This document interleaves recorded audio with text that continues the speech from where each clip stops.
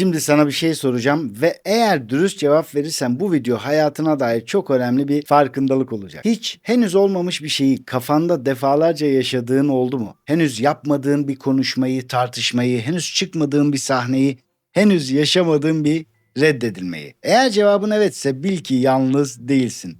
Hatta bu o kadar yaygın ki bilim bunun adını koydu. Negatif zihinsel prova. Ve bugün sana bunun beynine, bedenine ve hayatına ne yaptığını anlatacağım. Daha önemlisi bunu nasıl tersine çevirebileceğini. Sevgili dost, Kodlar serimizin 10. bölümündeyiz ve bugün negatif zihinsel provayı konuşacağız.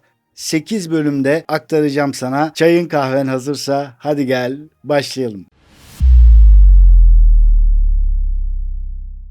Bölüm 1: Beynin şaşırtıcı sırrı. Önce sana çok ilginç bir şey söyleyeyim. Bu ilk duyduğunda inanması zor gelebilir ancak bilim çok net. Beynin gerçekle hayali tam olarak ayırt edemiyor. Yani sen yeterince canlı, yeterince duygusal ve yeterince tekrarlı olarak bir şeyi hayal ettiğinde beynin onu sanki gerçekten yaşıyormuşsun gibi işliyor. Bu sadece bir teori değil, bunun bilimsel kanıtı var. Sana çok ünlü bir deneyden bahsedeyim. Nörobilimci Alvaro Pascal Leone ve ekibi Harvard Üniversitesi'nde bir araştırma yaptılar. Katılımcıları basitçe iki gruba ayırdılar. Birinci grup her gün belirli bir süre boyunca piyano çaldı. İkinci grup piyanoya hiç dokunmadı. Sadece sandalyede oturup aynı egzersizi zihninde canlandırdı. Parmaklarının tuşlara dokunduğunu, sesi duyduğunu hayal ederek kendince buna odaklandı. Sonra her iki grubun beyin haritaları çıkarıldı. Sonuç bilim insanlarını bile şaşırttı. Gerçekten piyano çalanların motor korteksinde, yani hareketle ilgili beyin bölgesinde beklendiği gibi gelişme vardı. Asıl çarpıcı olan sadece zihinsel prova yapan grubun beyninde de aynı bölgelerde belirgin bir değişim, yani yeniden yapılanmış bir nöral ağ tespit edildi. Parmaklarını tuşlara bile dokundurmadıkları halde. Bölüm 2. Peki bu bize ne söylüyor? Şimdi dur ve şunu bir düşün. Eğer beynin sen yeterince canlı hayal ettiğinde bunu gerçek bir deneyim gibi kabul ediyorsa, sen gün içinde hangi sahneleri tekrar tekrar oynatıyorsun? Çoğumuzun zihni işte şu sahneleri oynatır. Ya yarınki sunumda rezil olursam? Ya o mesaja kötü cevap verirse? Ya o iş görüşmesinde kekelersem? Ya beni bırakırsa? Ya işler yine ters giderse? Henüz ortada bir şey yok. Henüz hiçbir şey olmadı ama sen kafanın içinde o sahneyi hem de en kötü senaryoyla bazen 50 kere, belki 100 kere tekrar tekrar oynatıyorsun. Ve beynin burada ne yapıyor biliyor musun? Bunu prova zannediyor. Yani beynin diyor ki tamam, demek ki bu sahne çok önemli. Sen bunu defalarca düşünüyorsun. O zaman ben de buna göre hazırlanayım. Ve hazırlanma şekli ne oluyor? Korku, kaygı, adrenalin, mide bulantısı, uyku bozukluğu, kalp çarpıntısı. Neden? Çünkü odaklandığın şeyler seni üzüyor, strese sokuyor, korkutuyor. Bölüm 3: Henüz yaşamadan yorulmak. Bu yüzden bazen şunu fark ediyorsun. Sabah uyanıyorsun, daha hiçbir şey yapmadın ama yorgunsun. Toplantıya gireceksin, daha kapıdan girmedin ama bazen gerilmişsin. Bir konuşma yapacaksın, daha karşındakini görmedin ama içinde adeta bir taş var. Çünkü beynin daha o şey olmadan 50 kere yaşadı senin için. Bedenin de aynısını yaşadı. Ve sen kendine soruyorsun, ben neden böyleyim? Neden bu kadar kaygılıyım? Neden bu kadar tükenmiş hissediyorum? Belki cevap şu: sen gerçek hayatta yaşadıklarından değil, kafanda binlerce kez yaşadığın o sahnelerden tükeniyorsun. Bölüm 4: Hayatın içinden 3 sahne. Bunu daha somut hale getirelim. Sana gerçek hayattan 3 tane çok tanıdık örnek vereceğim. Bakalım hangisinde kendini göreceksin ya da tanıyacaksın. Birinci sahne iş hayatı. Pazartesi sabahı bir toplantı var. Salı, çarşamba, perşembe sen sürekli o toplantıyı düşünüyorsun. Ama nasıl düşünüyorsun? Acaba ne söyleyeceğim? Nasıl hazırlanayım diye değil. Şöyle düşünüyorsun: cümlemin yarısında takılırım kesin. Herkes bana boş boş bakar, patron sinirlenir, sonra arkamdan konuşurlar. Pazartesi geldiğinde toplantıya sen değil, 3 günlük yorgun, gergin, korkmuş versiyonun giriyor. Ve tabii ki performansın düşüyor. Sonra da diyorsun ki tahmin etmiştim. İçim içimi yiyordu zaten. Gerçekten de tahmin ettin. Çünkü senaryoyu sen yazdın. İkinci sahne ilişkiler. Sevdiğin biri var, bir mesaj attın, geç dönüyor ve sen hemen başlıyorsun. Kesin benden sıkıldı, başkasına kaydı, eskisi gibi sevmiyor.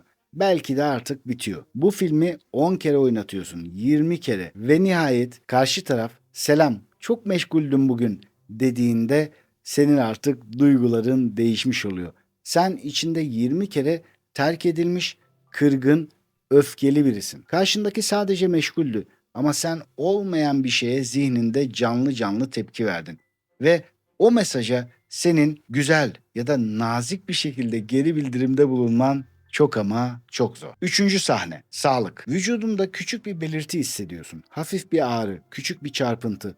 Olmadık bir sızı. Telefonu eline alıyorsun, internette araştırıyorsun ve ne buluyorsan onu zihninde oynatmaya başlıyorsun. Ya ciddi bir şey çıkarsa, ya iyileşemezsem, ya kötü giderse geceler boyunca uyuyamıyorsun. Ve ironik olan şu, o kaygı, o uykusuzluk, o sürekli stres gerçekten de sağlığını bozmaya başlıyor. Yani negatif zihinsel prova bazen kendini gerçekleştiriyor. Çünkü beden sürekli alarm halinde olunca yoruluyor. Bölüm 5, bilinçaltına yazılan kod. Şimdi işin daha derin bir tarafına gelelim. Bilinçaltı 3 şeyle programlanır.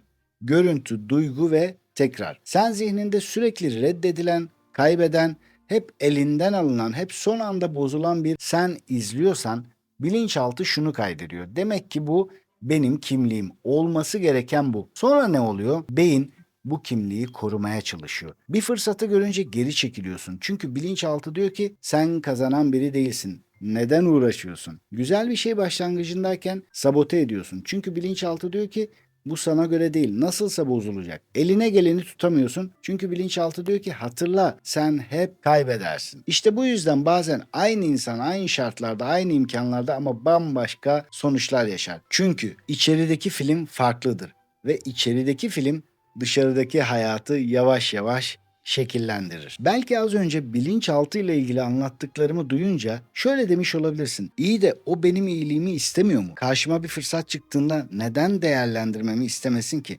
Neden başarılı olmamı istemesin ki? İşte burada yine bilimsel bir veri var. O da şu. Bilinçaltında mantık, muhakeme yeteneği yoktur. Bu iyi, bu kötü, bu faydalı, bu zararlı. Bunun ayrımını yapamıyor. İnanılmaz bir kapasite. Sadece ondaki kayda göre bizi yönlendiriyor. Biz en çok neye odaklıysak diyor ki herhalde bu önemli, ben de buna göre yönlendireyim. Bir otomatik pilot olarak arka planda bizi sürekli yönlendiriyor. Geldik bölüm 6'ya. Tasavvufta çok güzel bir söz vardır. İnsan kalbinde ne taşırsa onu yaşar diye. Bilim insanları bunu çok farklı bir dille söylediler. Tasavvuf büyükleri yüzyıllar öncesinden söylemişti.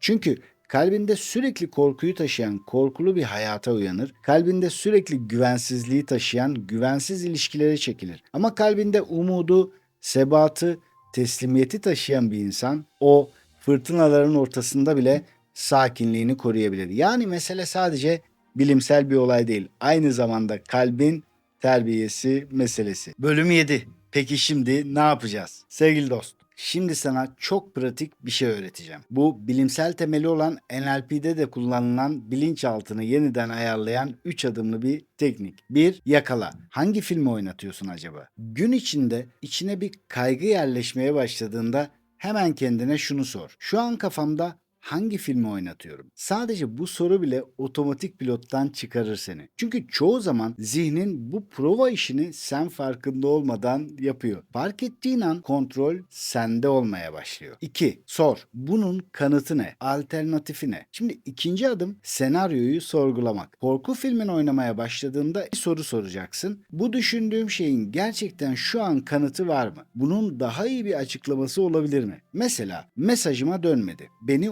umursamıyor yerine şu an meşgul olabilir, dalgın olabilir, benimle ilgisi olmayan bir sürü sebep olabilir. Beyine bir alternatif sunduğunda film tek kanaldan çıkıp çok kanallı hale gelir. 3. Yön değiştir. Korkunun provası yerine cesaretin provası. Üçüncü ve en güçlü adım sahnenin sonunu değiştirmek. Negatif filmi tamamen susturmak zorunda değilsin. Zihnin nasılsa bir film izleyecek. Başka türlüsü mümkün değil. O zaman filmi sen seç. Aynı toplantıyı hayal et mesela. Ancak bu sefer rezil olduğun versiyonu değil. Zorlandığın anlarda bile toparladığın, sakin kaldığın fikrini net söyleyen versiyonunu izle. Aynı konuşmayı hayal et ama bu sefer reddedildiğin versiyonu değil, değerli olduğunu hissedebildiğin, sakin kalabildiğin versiyonu izle. Çünkü unutma, beynin nasılsa bir şeyin provasını yapacak. O zaman sen ona ne provası yaptıracağını bilinçli bir şekilde seç. Korkunun provasını değil, cesaretin, özgüvenin provasını yap. Ve geldik 8. bölüme, yani sonuca. Sana bir şey söyleyeyim. Belki de hayatın bu kadar yorucu hissettirmesinin sebebi hayatın kendisi değildir. Belki de gerçekten yaşadıklarından çok kafanda binlerce kez yaşadığın olmamış sahnelerden yorulmuş olabilirsin. Ve güzel haber şu: zihninin filmi değiştirilebilir. Çünkü beynin sandığın kadar sabit değil. Her gün, her saat, her yeni düşüncede kendini yeniden şekillendiriyor ve buna nöroplastisite diyoruz. Soru şu: sen ona ne şekillendireceğini söyleyecek misin, yoksa o eski korku filmini oynatmaya devam mı edecek? Yani otomatik pilotta mı kalacak? Bugün kendine küçük bir söz ver lütfen. Bugünden itibaren ben korkularımın provasını değil, en iyi halimin provasını yapmayı seçiyorum de. Sevgili dost, eğer bu video sana dokunduysa, ben bunu yapıyormuşum demek ki dedirttiyse, beğenmeyi, yorumlarda bizimle buluşmayı ve ihtiyacı olan bir arkadaşına göndermeyi lütfen unutma. Belki de o kişinin bugün duyacağı en önemli cümle şudur: sen olmayan bir şeye yorulmak zorunda değilsin. Ve bu tarz içerikler ilgini çekiyorsa, kanala henüz abone olmadıysan abone olmayı bir düşün derim. Çünkü bu kanal senin zihinsel dönüşüm yolculuğun için var. Bu arada eğer Ankara'da yaşıyorsan ve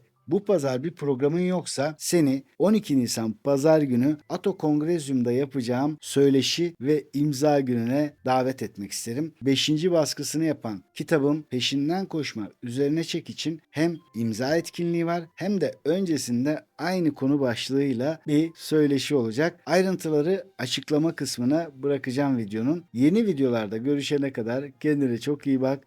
Sevgiler, selamlar.